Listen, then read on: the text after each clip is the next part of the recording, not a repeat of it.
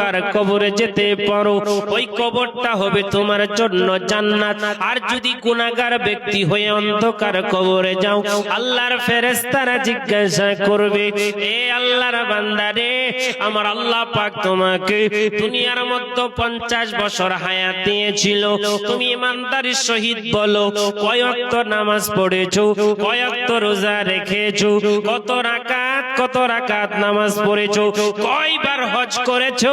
আমার আল্লাহ তো তোমাকে ধন দৌলতে কম দেয়নি, তোমাকে ধন দৌলত দিয়েছিল। হাজার মানুষের সামনে 10-15টা প্রমাণ আছে, তুমি কি লুকাইতে পারবে নাকি? পারবে? তুমি স্টপ হয়ে যাবে, তুমি জবাব দিতে পারবে না। আর সেক্রেটারিকে বলবে, কে সেক্রেটারি সাহেব, আমাকে আপনি মাফ করে দেন, ঠিক কি না?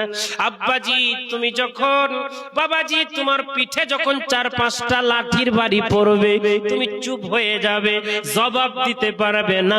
আমার আল্লাহ পাক বলেন, ফেরেশতা গুনাহ করে এসেছে, নামাজ না পড়ে এসেছে, যাকাত না দিয়ে এসেছে, তো এই ব্যক্তিটা লজ্জা শরমে কথা বলতে পারছে না, আমি আল্লাহ পাক তার হাতের জবান খুলে দিলাম।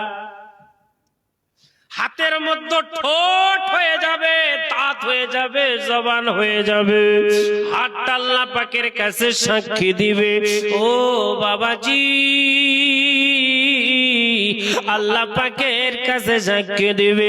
ফেরেশতাদের সামনে দাঁড়াইয়া যাবে, ও আল্লাহর ফেরেশতা শুনে রেখে দাও, আমার আল্লাহকে জানাইয়া দিও অমুক ব্যক্তিটার হাত বানিয়ে আমাকে পাঠিয়েছিল, এই হাত দিয়ে কোনোদিন আল্লাহর কালাম ছয় নাই, জোরে বলে, এই হাত দিয়ে কোনদিন দান করে নাই, এই হাত দিয়ে কোনদিন কোরআন শরীফ পড়ে নাই, এই হাত দিয়ে ওযুর নিয়তে কোনদিন ওযু করে নাই, এই হাত দিয়ে শুধু নোংরা কাজ করেছে, মদ কিনেছে, যাকাত দেয় নাই, হিরোইন এই হাত দিয়ে ধরেছে, তাস এই হাত দিয়ে ধরেছে, বাবাজি আর যত নোংরা কাজ এই হাত দিয়ে করেছে।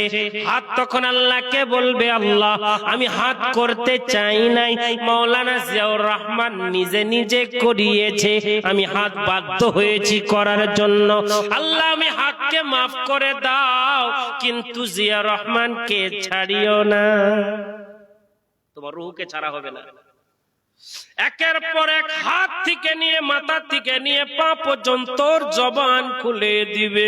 তুমি যেই বিচারটা দুনিয়াতে করেছো, যেই আমলটা করেছো, যেই নোংরামিটা তুমি করেছো, তোমার পুরো শরীরটা আল্লাহর পক্ষে হয়ে যাবে, আর তুমি শরীরের বিপক্ষে হয়ে যাবে। কথা বুঝতে পারছেন না?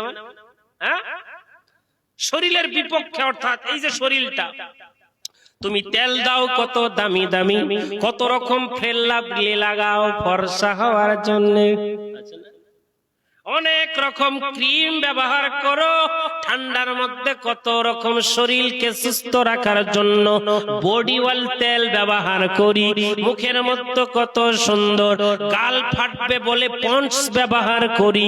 এ বাবাজি আমার ভাইজানেরা, বলার উদ্দেশ্য হলো নিজের শরীর নিজে এত যত্ন করে দুনিয়ার থেকে বিদায় নিলা, এই শরীরটা তোমার বিপক্ষে গেল।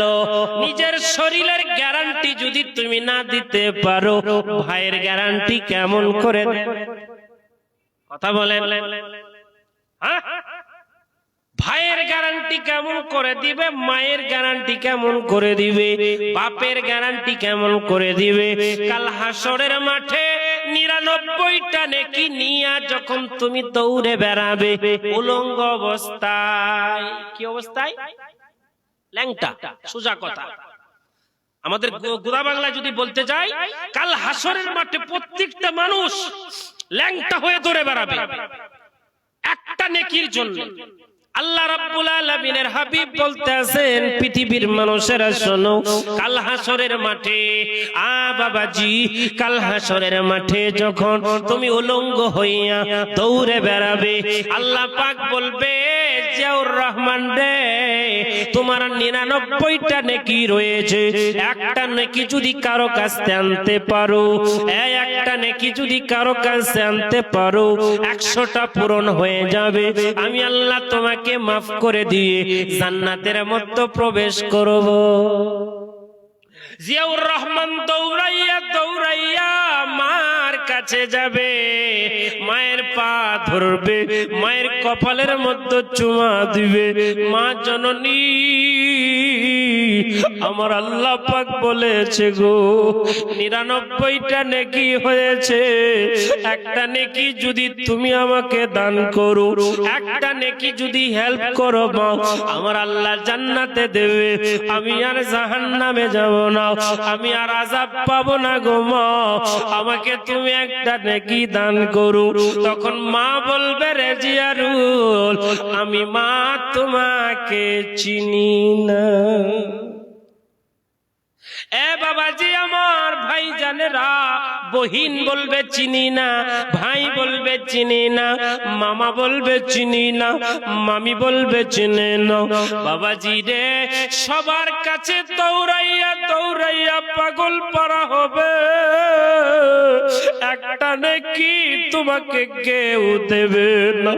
পাগল পারা হইয়া যখন আমার নবীর কাছে গিয়া নবীকে সালাম দিয়া একটা নেকি চাইবে, আমার আল্লাহ পাকের হাবিব সঙ্গে সঙ্গে তোমাকে একটা নেকি উপহার দেবে।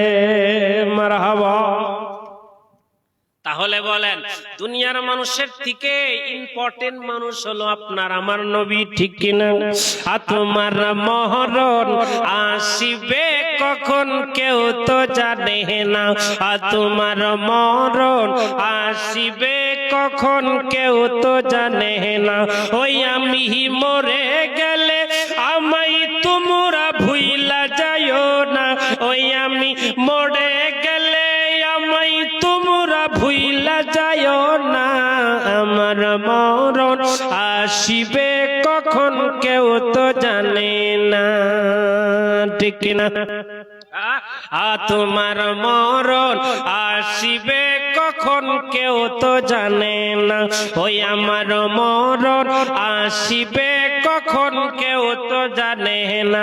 ওই আমি চলে গেলে আমায় তোমরা ভুইলা যাইও না, ওই আমি মরে গেলে আমায় তোমরা ভুইলা যাইও না।